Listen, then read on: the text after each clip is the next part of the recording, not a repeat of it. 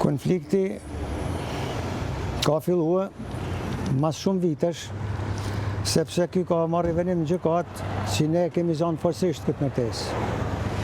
Faktikisht kjo ndërtesë nuk është zonë forësisht, se kur jena venos me venim bashkiet, në fjallë me flet aktë marrëveshje, thotë shprehimisht edhe në aktë marrëveshje që bashkia nuk merr parasysh shpenzimet për ta kthyer në ambient e banimi, sepse kështu i kishte financat bashkia në atë kohë.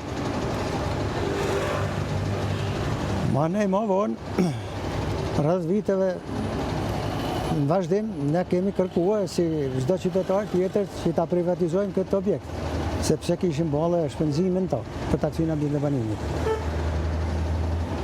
Kur me një shkres Renz Luka na ka thënë në vitin 2009 që nuk privatizohet për disa arsye, sipas këtij nenit e sipas këtij ligjit, ato i shpjegojnë ata. Kur në vitin 2012 ne na vjen një shkres nga një primarius që quhet Martin Tusha, që me liru objektin. Këto atë na sensibilizohen atë gjithë si banorët saj, edhe unë në atë kohë isha në migrim në Itali, më thojnë këta kojshit i plagosuni, që hajde se nga ka shkresa me dalë për shpirë. Kur vinë këto,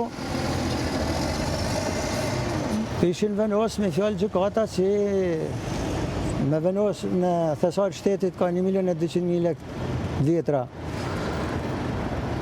për imazhin e kësaj pune që panoll, edhe kështu është blokua ky venim. Si kanë qenë marrëdhëniet me zotin Shkambin? Nuk disponon asnjë dokument. E kuptoj, në të shkuarën. Sepse ka pasur pretendime se edhe ju jeni kërcënuar vazhdimisht, jeni drejtuar policisë. Jena në konflikt vazhdueshëm.